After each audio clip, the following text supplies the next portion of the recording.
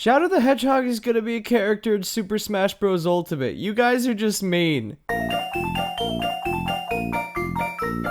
Now listen, I'm not some sort of leaker that has all the info in the world, but I'm pretty damn sure that Shadow's gonna be an Echo Fighter for Sonic in Super Smash Bros. Ultimate. I have a lot of theories and evidence supporting why this might be the case, but at the end of the day, you have to remember Sakurai is a wild card, we can't predict the man, but hey, it's fun to speculate, and I have a lot of speculation, so let's just dive right the fuck in. Don't worry guys, unlike other YouTubers that talk about Smash stuff, I have never, ever been wrong before.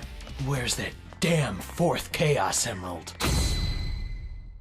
So the first thing I want to bring up is that Sakurai went out of his way to coin the term Echo Fighters, and not only that, but he's really been pushing Echo Fighters as a whole. At this point, we have 4 new Echo Fighters, one of which is a third-party character, which I'm going to get into a little bit later in this video. But yeah, that's 4 new Echo Fighters out of 3 other newcomers. That's 7 new characters so far, a majority being Echo Fighters. Now, why do I think that this is important? Well, I think that Sakurai is planning on including a bunch more Echo Fighters than just this. Sakurai has tried his very best this time around to show that Echo Fighters are not taking character slots away from other newcomers. He even went so far to tell us that you can group Echo Fighters along with their original fighter that they're based on. He didn't have to do that, but he's trying to make a point. That point being that Echo Fighters are a good thing. The existence of Echo Fighters will help us get some of our favorite characters in Smash. Daisy, Chrom, Dark Samus, these were all fighters that people wanted for so long, and now they're finally in the game.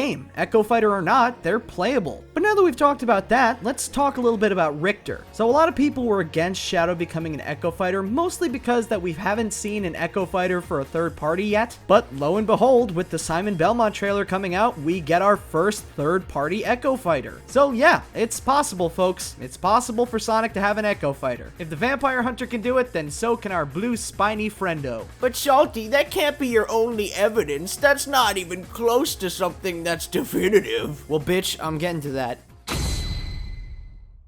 Next up is talking about assist trophies. Now, we've had assist trophies that have become characters in the past. Some really good examples include Little Mac and Dark Samus. But for some reason this time around, Shadow has been replaced by Knuckles as an assist trophy. There hasn't been any sort of official statement regarding this assist trophy change, and there have been plenty of assist trophies to return from previous games, so I don't see why they would take Shadow out and replace him with a different character. Especially with, and I'm sorry that I'm saying this, Knuckles fans, Shadow is more popular than Knuckles is.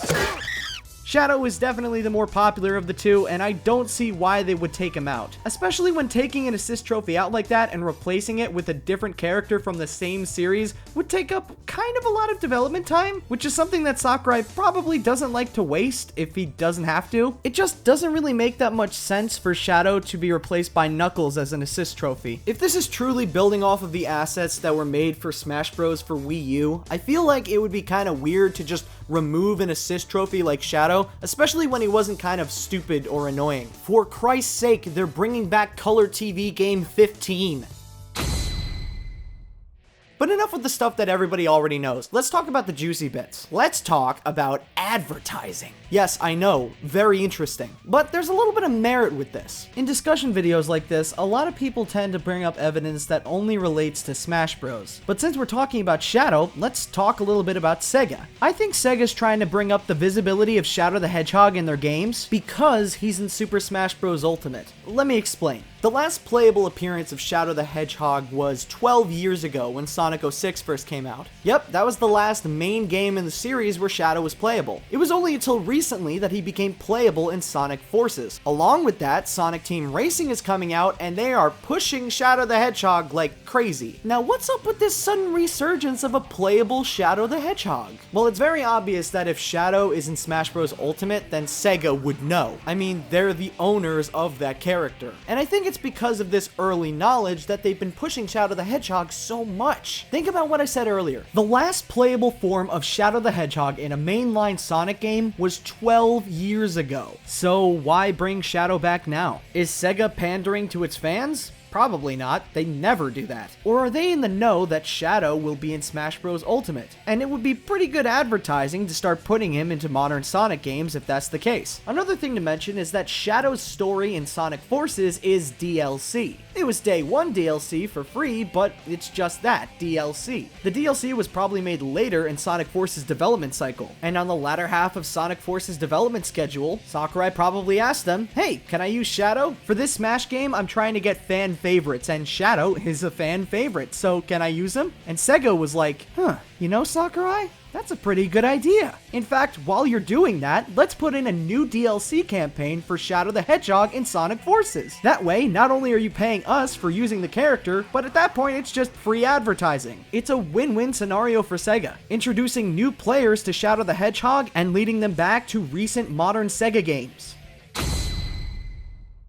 I mean, if you think about it, Smash has always been about advertising. Back in Melee, Marth and Roy were the single reason that Fire Emblem ended up coming to the States like it did. And we would have never gotten Kid Icarus Uprising for the 3DS if it wasn't for Pit and Brawl. Imagine this, you're a 5-year-old playing the brand new Smash Bros. Game, and you really like Sonic the Hedgehog as a character, but who is this? Shadow the Hedgehog? Oh, that's a really interesting character. Maybe that interest will make you want to check out a Sonic game. But of course, if you're more interested in Shadow, then you might want to check out a Sonic game with Shadow in it. So that's why they put him in Forces. Sega's all like, hey, if you like this Shadow character in Smash Bros, did you know he's in the new Sonic Forces? And he's in the new Sonic Team Racing game, coming soon. And he's also in Sonic Forces. Did I say that? He's in Sonic Forces. You better fucking buy Sonic Forces, I swear to God. I'm crazy. I'm unhinged. Just buy the fucking game. So, you get what I'm saying when I say advertising?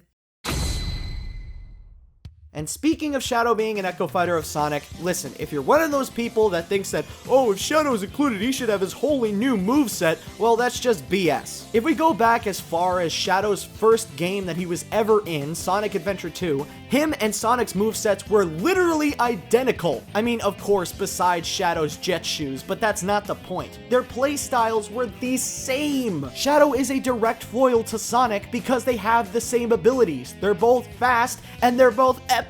The only thing that they'd have to change with Shadow is his running animation because he uses his jet shoes, but that is literally the only thing I can think of. And no, they are not going to give Shadow guns. That was stupid, even Sega knows that. And if we're going off of his most recent incarnation of being playable, Sonic Forces, he has the same exact moveset as Sonic. So yeah, if he's gonna be included, he's gonna be an Echo Fighter. It just makes sense. They're both hedgehogs, Shadow's gonna be an Echo Fighter. So yeah, that's why I think the Ultimate Lifeform is going to be playable in Super Smash Bros. Ultimate. I mean, at the end of the day, it's just kind of a no-brainer. But again, this man is a total wild card, and I love him for it. For Christ's sake, he could add Pushmo into Smash, and I wouldn't even be mad. I cannot contain my excitement for this game. I just needed to make a video about it. I'm just glad to be excited along with the community. It's gonna be great. So yeah, thanks for watching the video. As a quick introduction, I'm Saltydkdan. You can always follow my Twitter or sub to me on YouTube if you want to see more of my content. I don't usually make videos like this, but I'm planning on kind of mixing up my content soon. And if you like Sonic or Sonic news, then take a listen to the Sonic Movie Podcast. It's a podcast where me and a couple of my internet friends talk about Sonic the Hedgehog the movie, a film that'll be releasing in 2019. We talk about what we currently know news-wise, and we talk about what we think the movie's going to be about. It's a pretty fun podcast, and if you're a Sonic fan, I highly suggest you check it out. With all that said though, thank you guys so much for checking out the video, and I'll talk to you later.